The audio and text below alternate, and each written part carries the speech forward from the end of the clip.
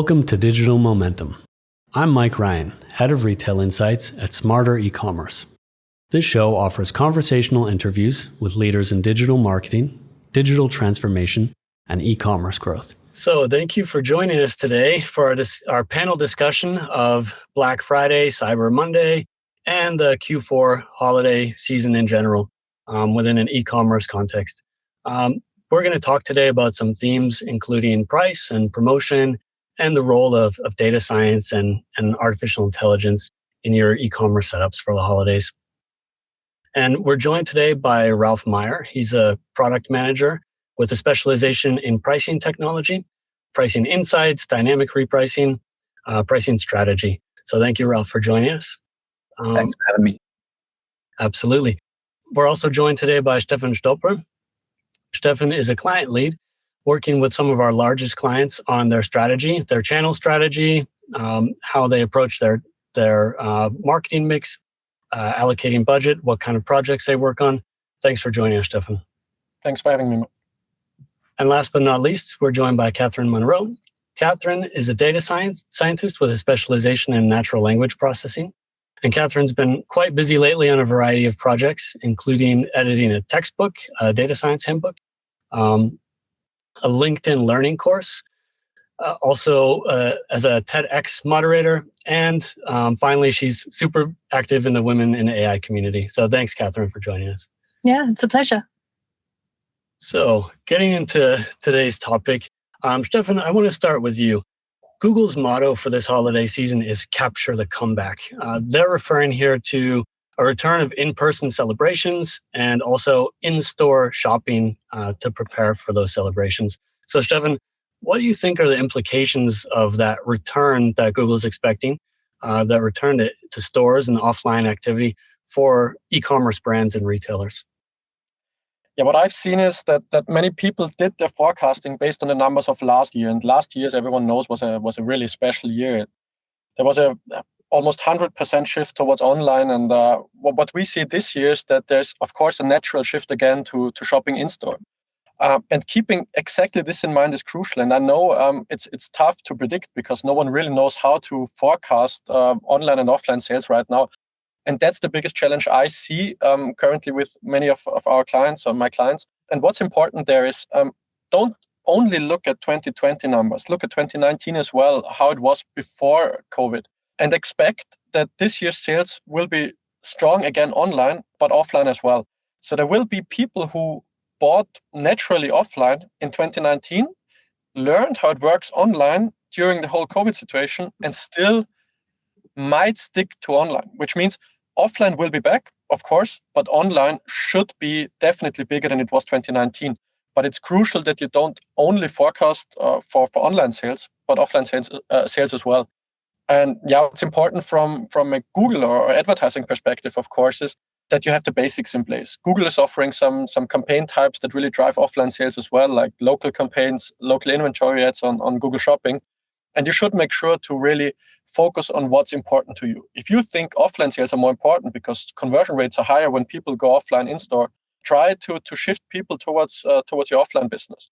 If not, stick to online. But as we know, it's about supply chain as well, and that might be a challenge for all the retailers right now. But make sure that you plan accordingly and try to shift people where you want them to be. Mm-hmm. Yeah, I think that's great advice, Stefan. I agree. There's this major kind of comparison challenge occurring right now where we've seen this huge fluctuation in 2020, and we'll see another kind of fluctuation to be determined in 2021. One thing that comes to mind for me too is that there could be a value in kind of zooming in as well to looking at those core days, Black Friday through Cyber Monday, and looking at hourly trends in the past years as well. So not just thinking about, okay, what's the overall volume going to be like, but what kind of trends are surfacing intraday on those key days as well. Definitely. Totally. But Ralph, I have a question for you, because when we just talk about Black Friday, some economists have been pretty critical of the event. They argue that it just serves to take existing demand and consolidate that into a time range rather than creating new demand. And that this time range, there's steep discounting occurring, and that's become expected by consumers.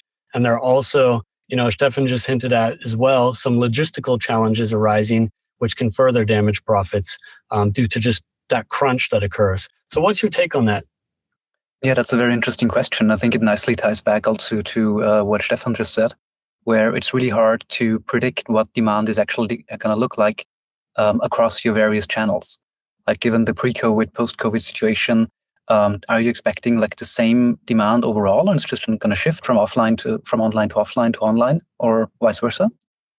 Or do you actually expect an increase in demand overall? And you can ask the same question with Black Friday. Like, does all this deep discounting and that crazy promotions that are going on, does that actually create new original demand, or is it just shifting demand around either in time? Like, do people deliberately delay a purchase from the summertime towards the fall because they're expecting these deep discounts, but would they have bought the new TV set anyway? Or is it just shifting demand around either from one channel to another or from one merchant to another? Like if you take examples from really different industries, and you look at consumer packaged goods, there the demand is relatively stable regardless to what you do with discounting, right? People are gonna not buy 10 times as much bread as they do if you drop the price of bread by 90%, right? Whereas if you drop the price of a flat screen TV by 90%, you're definitely gonna see an increased demand overall. And so that really ties back to what Stefan said. You have to be strategic about your thinking about what you want to do as a retailer, and whether or not you think you can actually create demand by doing those discountings. Or if not, if you know that there's a relatively stable overall demand in your market, then the question is, then your strategy really has to look at how can I fulfill some of the demands that otherwise my competitors would be fulfilling. So how can I just gain market share in a market that's relatively flat if I'm convinced that I'm not going to be able to create new original demand? So yeah, it's definitely a strategic topic to look at depending on your industry, your vertical, and the kind of customers you expect to be seeing. Mm-hmm. Yeah, the way that elasticity will behave is going to be different there. I mean, I think one thing that's been happening of interest in recent years with Black Friday is that we've seen the search interest beginning earlier every year. And so, it's maybe not such an acute peak as it used to be in the past, but perhaps starting to flatten out a bit. I mean, I believe Google even suggested that there's a growing share of shoppers who, rather than Black Friday being the kickoff event for their holiday season, it's really kind of the end of their shopping. They've been already browsing and building carts, and then it's this kind of checkout event for them, which is quite interesting too. But back to this topic of fulfillment and crunch, Stefan, regarding that logistical challenge around Black Friday, Cyber Monday, at this time of year, we know that just globally, there's quite a stress on supply chains. The price of shipping containers is just skyrocketing, and people are already talking about Shipageddon, which I think was first trending last year, that kind of hashtag Shipageddon. What actions can marketing teams take to ease that dilemma and support a good customer experience in the face of those challenges? Yeah, definitely. We've seen that last year as well. It started during COVID, but got worse during Black Friday because it was not only Black Friday, it was that Amazon shifted Prime Day towards Q4, and then we really have seen longer delivery times.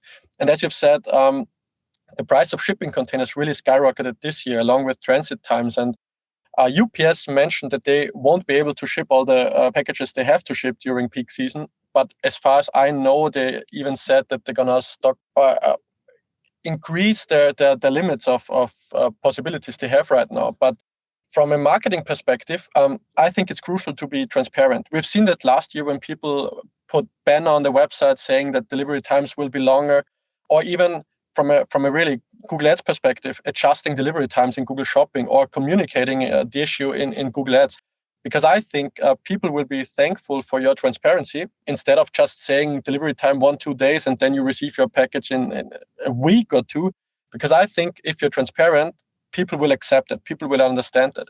But if you encounter issues and it really takes way longer to deliver, you will get lots of bad reviews. And you know that bad reviews really mean bad reputation, and you should really focus on transparency, honesty, and I think that's key from a marketing perspective to overcome this challenge. Mm-hmm. Yeah, so getting that messaging out there and as much information as possible so you can qualify the customer and they can kind of in-qualify or out-qualify based on those criteria that you give them. Yeah, that sounds like a great way to go forward. And Catherine, I want to bring you in here regarding data science. What do you see as the biggest opportunities in e-commerce pertaining to machine learning and data science and the technologies that are available to us these days? Yeah, thanks for the really interesting question, Mike. It's a lot of fun for me to answer because this is such an exciting area.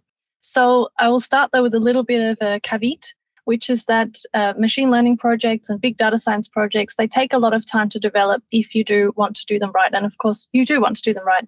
So my advice is to start with the low-hanging fruit now. And what that looks like depends on every different listener who's listening right now. It depends on how much of a data science team you have, how mature your data systems are, and so on.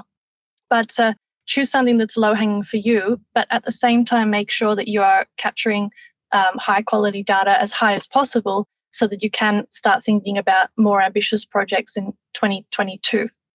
And now to actually answer your question with some examples. So in data science, there's a lot of use cases. For example, getting better retail insights, like being able to segment your customers on a more granular level and understand them better, or using basket insights to understand what customers are really buying, not just what they're clicking, but what actually ends up in their basket that they buy at the very end. This is a very, very useful avenue to pursue. And then if you want to bring machine learning into it, you can be thinking about bidding automation, especially that which considers seasonality. It's really, really important that if you are automating, that you are reacting to trends and things, especially in this changing time. You want to be able to more accurately predict demand and price elasticity, which ties to what, for example, Ralph was talking about. Mm-hmm. And another project you could be thinking about, it's a little bit of something that could be considered later because it won't be so relevant straight away this year. This is customer lifetime value forecasting. The reason I say it might not be so relevant for the end of this year, if you start on something like this, is that the way shoppers are behaving in this part of the year is going to be different to their normal behavior. So it's more something that you can think about for the future.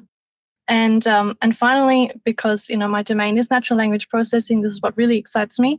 And there are things you can do even in the short term. So I would suggest focusing on improving service in what is definitely a stressful time for consumers. So if you have reviews and things like this or consumer inquiries, if you do collect that information, it's not so difficult to perform some basic topic modeling or clustering to find out what people are talking about, what they're asking for, what their key pain points are, and then maybe set in place some basic ways to handle that. You won't be able to deal with every situation, but if you can identify a couple of things that are really causing issues for your consumers and make even some rule-based processes to assess that, this is something you can really think about before the end of this year. And then later, you can consider more complex projects, like if you do want to have an assistive chatbot on your website, or if you do want to improve search with semantic search, or maybe even doing some social media listening by crawling information from Twitter and seeing what people are saying, predicting trending products. All of this you can do later on. Thanks for sharing those ideas, Catherine. Yeah, I think that's a really key message, that these projects are not lightly undertaken. And I mean, generally, when it comes to Black Friday, you want to think about what can I do now that's going to be impactful, but not too disruptive, because you need to have everything kind of nailed down and smoothly operating in time. But it doesn't mean that there's nothing that can be done. And on this topic of data, I want to just jump back to you for a minute, Ralph. You've talked a lot about data-driven pricing, from competition-based to demand-based, these different strategies. So how can merchants decide which strategy is right for them in a holiday period? Yeah, that's another great question, Mike. It ties back to a couple of things that we already heard today. So the first and most important thing when it comes to data-driven pricing, obviously, is what Catherine just said. You need to have access to that high-quality data that you can then use either manually in the first place, or in a semi-automated way, in a rule-based way, or later on in a machine learning model to do actual predictive pricing, for example. So there are very sophisticated models out there that would help you, for example, to use machine learning to predict consumer behavior, predict what demand is going to be, and thereby predict probably also what your competition is up to. And as a combination of all of that, predict what your ideal price point at every given point in time for every given product would be. However, that sounds like science fiction to many of the retailers that are out there at the moment, and they're probably struggling even with simpler or more manual processes and strategies, right? And so I don't want to take it to the technical level too much, but I really want to advise retailers to take a step back and consider what it actually is that you want to achieve from a business point of view, and then put pricing in there as sort of one component to your overall business strategy. And to give an example for that, if you are, for example, a venture-backed startup, then your business objective will be focused very much around growth and customer acquisition. Your focus will not be so much around profitability and sustainability in the first, say, 1.5 years or something, but you really want to build that customer base. Now, if you're an established retailer who's been out there for 20, 30 years, you're financed from cash flow, and you're just looking to build a sustainable business in the long run, then you might be looking much more at how can I best serve the existing customers that I have? How can I increase loyalty? How can I increase customer retention? And not being so aggressive in terms of pricing and competitiveness, for example. So these things need to be tightly connected with your overall business strategy that has to pay into some let's say higher order business objective that you wanna achieve. And that's where it's very hard to figure out a sort of one size fits all pricing strategy that would work for any retailer, particularly given the different aspects now with seasonalities and with COVID and with a lot more unpredictability coming in as well. Yeah, that's really interesting, Ralph. And it's one of my favorite topics. There is so much venture capital, private equity flowing into e-commerce right now. Also, a lot of acquisitions and roll-ups occurring. And yeah, definitely there are some aggressive players out there, and super important to be aware of. And, Stefan, if we take this to kind of into the Google Ads environment, suppose someone is just getting started with price-based marketing. What are some initial approaches that merchants can take to this topic in their promotional strategy for Black Friday, for example? What possibilities are there? Yeah, as Ralph said, there are many possibilities if you have the right tools in place. But as he said as well, for most of the retailers, that's not the case right now. They're just starting with it, and there's a possibility within Google Merchant Center where you just look at price competitiveness data. That's definitely a starting point. And what you could do is that you look at your top selling products, increase traffic, and just check with the help of Google Merchant Center, are you price competitive or not? And based on this, you can even create a new structure within your account. You give those products more budget, you bid them more aggressively because you see they are competitive when it comes to pricing. There's a lot of volume on it. So that's something they could definitely do. But what I think is super important this year is we have talked about supply chain earlier, and we've talked about increased costs when it comes to supply chain. And what's expected this year is that big brands and retailers give less discount this year because they somehow have to cope with this increased supply chain costs, which means, and what I've seen last years is that some brands and retailers just said 20% on everything, just because it made sense to them. But this year, it's even more important to watch competitors, because if they are not discounting that heavily, you could over discount, which means you're killing margin you don't have to kill. So Merchant Center data is a good starting point. But if possible, I would really suggest to look at repricing or dynamic pricing tools to give you the insights on several platforms. Like Google Shopping price data is one part, but of course, people price differently if it's Google Shopping, Idealo, if it's Amazon, for example. And you need to make sure to really look at your competitors, because I expect that the discounting behavior will change. I guess normal people, so the people buying online, they won't really see a difference because they see minus 30%. But I guess that the basis from which they calculate the discount will be a bit differently. So I really advise every retailer to look at competitor data and not over discount stuff to kill the whole margin. Yeah, those are really interesting points that you brought up, Stefan. I think generally there's kind of a challenge in place here to Black Friday as a concept. I mean, well, if we just take a bigger picture for a second, over time, there's been a long historical trend that purchasing power online has increased relative to purchasing power offline because of the price comparison possibilities when you're shopping online. And it was really around the time we're coming out of lockdowns for the first time in summer of 2020, that balance started shifting, and we started seeing like a negative growth in online purchasing power. So I think that was when, a lot of merchants had to make up for things that occurred in the course of the pandemic to their business models, and these strains have just gotten greater. So it'll be really interesting to see how big the discounting really is, and if it's not as strong as in the past, how consumers respond to this. I'll take that back to you, Catherine, because pricing is often considered a key driver of click-through rate in advertising, particularly in Google Shopping, which is kind of like this digital shelf embedded into your search results, but it's not the only one. So what's your take on the significance of product titles in relation to ad clicks? Mm-hmm. Well, this is something we've done a lot of research on here. For example, we've looked at characteristics of well-performing titles versus well-performing products versus poor-performing products, what characteristics were present or absent in those titles. We've tried to map this in terms of statistical relation to things like click-through rate, and we've done a lot of controlled A/B testing as well when we make a change to a title and measure the significance of the effect of that. And the results have always been clear that these things do make a big difference, but it actually varies per client and per vertical in terms of the effect. So you might think that always adding the merchant store name to the title would be a boost, but not necessarily. For some, definitely. For others, not so useful. There are some common rules that do seem to apply generally. So, often including a brand is a good thing, which would make sense.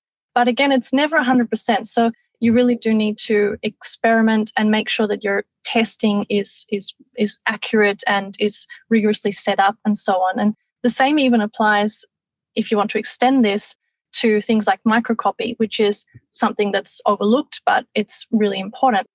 The purpose of microcopy is this is the little textual details that you get on, say, a website, and it's there to help consumers get clarity on something, to reassure them, say, in the purchase process, and often also to call them to action as well. So obviously, these things are essential for winning a conversion. And so what you can do is, again, test rigorously when you make changes to your website. So for example, if you have a sign up now button that just says sign up now, the consumer doesn't necessarily know what to expect. Are they going to have to add credit card numbers? Are they going to have to fill out a long form or something like this? And so if you add little details that tell them what to expect, this really reassures them. Or maybe you go the other way around. You do have some microcopy, like some terms and conditions, but it's too long. Nobody would ever read it. So try making a little bit shorter, more snappy, and maybe even ensure that your microcopy reflects your brand voice. So it shouldn't be just dry terms and conditions. It should actually sound like you.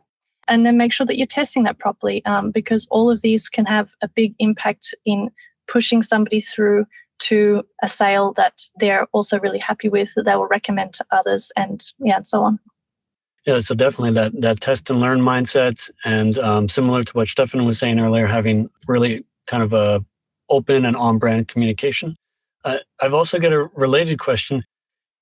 Getting back to this topic, for example, of online shopping being used often for price comparison, Google has research suggesting that this has gotten a lot more complicated over the last years, that a primary function or behavior was price comparison, and that now people, instead of looking for cheapest TV, for example, they're looking for best TV, which is something that is, less objectively quantifiable. It's much more subjective in the eye of the beholder. There's so many dimensions. What could best mean? And they talk about this as being emblematic of this move toward like the messy middle, where they say, the customer journey is getting so much more complex. And there is also an overload of choices and options for consumers as well, on the other hand. And so we fall back on different kind of cognitive shortcuts to try to make sense of this. It's not just, it's a messy middle for us as consumers. It's messy for the businesses advertising those consumers. But to tie it back to this idea of like microcopy, for example, they talk about category heuristics as being a key concept in making purchasing decisions. Could you maybe explain that concept to us a little bit? What should we be aware of there? Yeah, absolutely. This was fascinating research. So the idea of the messy middle, as you know, is that between the trigger of I need to buy something and then the final purchase, consumers are looping around between exploring different options and then evaluating which different options suit them best. And what Google did was they looked at some behavioral science to determine different biases which can affect the likelihood of a conversion. And to start with obvious examples, just to give our listeners some context, this is things like the power of free. If you offer something for free, of course, this is going to nudge consumers. Or if you have social proof, like in the form of reviews, this will nudge them as well. And what the category heuristics are the kinds of information that we expect when we are comparing items in a category. So I was recently in the market for a camera. So of course, I'm looking to compare specific technical details like the number of megapixels or the sensor size. And Amazon does this really well by having this table of related products for you to compare at the bottom of the page. And obviously, this is really helpful for me in choosing which item I want to buy. And I have experienced it that I've been on websites where this information is missing. And so what have I done? I've sought out the same product on a different website and bought it there, because at least there I know what I'm getting and I know that it has the characteristics that I want. So it's really crucial that retailers put the effort into adding this information to the website. It might be a lot of work, but I think it will not only be worth it in terms of getting that conversion then, but I've got to bring it back to data, of course. If you keep this information in a structured way, which presumably you will, because if you're going to add this to your website, then you must have it somewhere. This information is gold for data science. So for example, you can do product clustering and use that to make recommendations.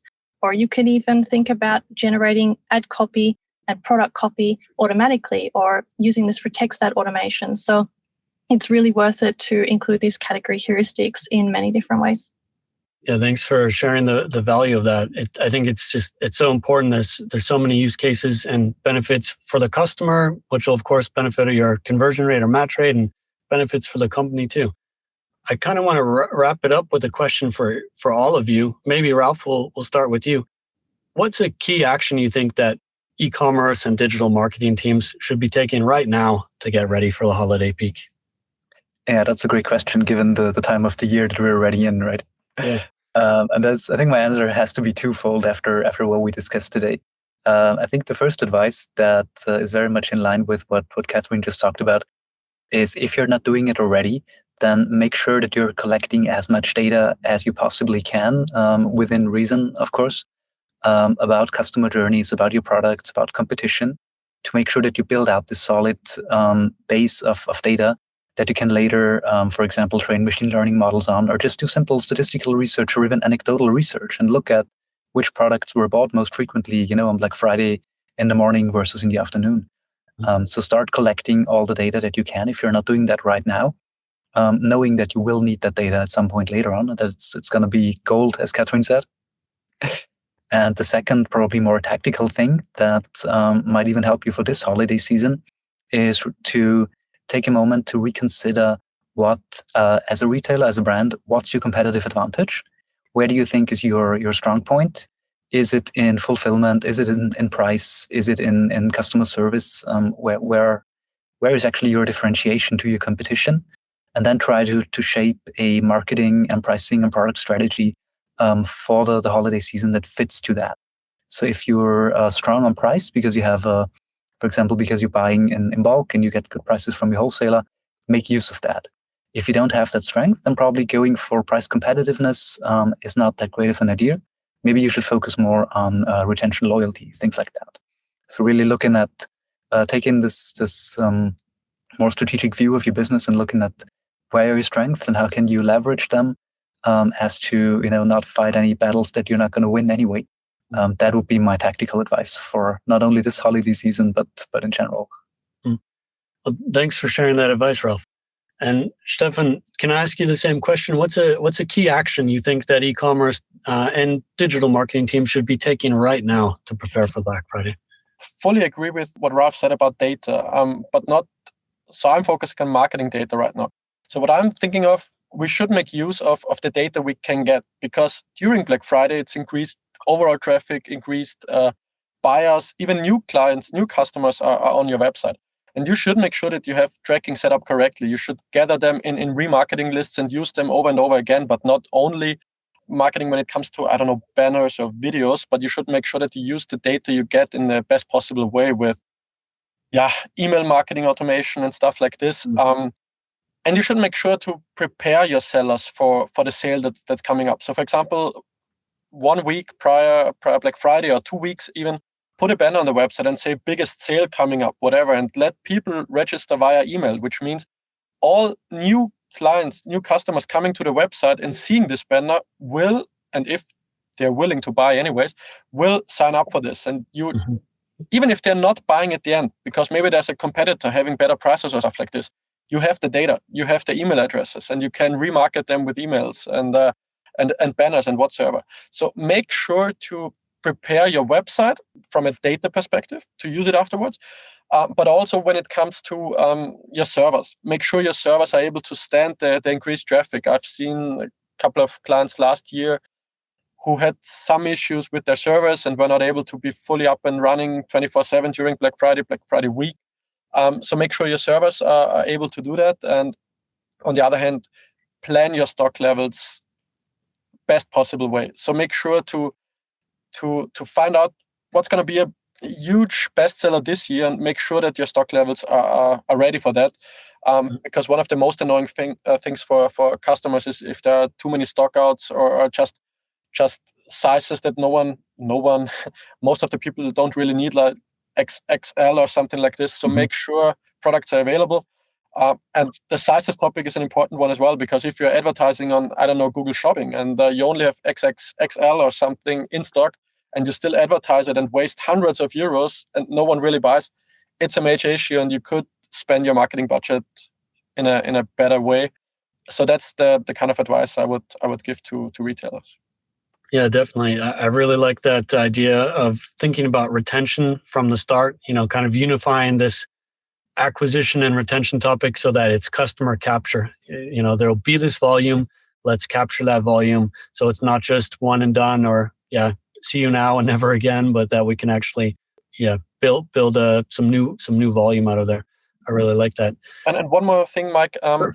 because Catherine, you mentioned that people react to huge offers and stuff like this. So many clients really, or many retailers really focus on performance, lower funnel marketing, Google Shopping, which brings immediate return. But especially Black Friday week is a season where you can, with the right approach in upper funnel, banners that are really designed for conversion, which is really important. People think a banner is a banner, but no, a banner is not a banner. So it comes with the banner design. But it's the season where you can really focus on upper funnel branding, bring new people to the website who are really willing to buy, and the chances of them buying is way bigger than the whole year. It's really the time to not only focus on immediate return, but really bringing new people to the website, showing them your offers, and make them potentially returning visitors. So that's something people should keep in mind, and really investing some budget in mid and upper funnel measures. So really having that end-to-end strategy across your different channels, definitely. And Catherine, I'll give you the final word. What's a key action you think that e-commerce and digital marketing teams should take now for the holiday season? Yeah, thank you. It's appropriate based on what Stefan just said. You mentioned the different channels and getting this bigger overview, and that ties to what I want to say. So we've talked about collecting data, of course, but you have to also make sure that this data is really good quality. And there is a risk that that merchants might say, okay, holiday season, I want to really collect data from different sources. The heart's in the right place. They might want to say, try some offline conversion tracking to see what's happening in store or different things like this. If you are going to do that, that's excellent, but make sure that the quality is good, so that you're attributing sales correctly, you're recording your conversion values correctly, and all of this sort of thing. Because if you are using any machine learning, or you will in the future, then the magnitude of sales that we will get at this time of the year will really skew things if the data is flawed in some way. So that's one point. And then another point is just more general. So as I said, make sure your titles and your copy are top quality. Be intelligent about pricing, and also know what a typical basket looks like for you and your shop, because you can use that information to offer special deals, special combinations and so on. And remember that it's not just about this season, but all the amazing projects that you can start next year. Awesome. I really like that. I think that's a great note to end on. So I want to thank you, Ralph, Catherine, and Stefan, for a great conversation. And thanks everyone for listening. So we're wishing you the best of success for your Q4 campaigns through the holiday season ahead, and a lot of success into the year beyond that. So thanks again, and take care, everyone. Thanks a lot. Thank you. Thanks for listening. And if you enjoyed this podcast, please consider sharing it with coworkers, friends, or within your professional network. We really appreciate it. This podcast is produced by Smarter E-commerce. To learn more, visit smarter-ecommerce.com.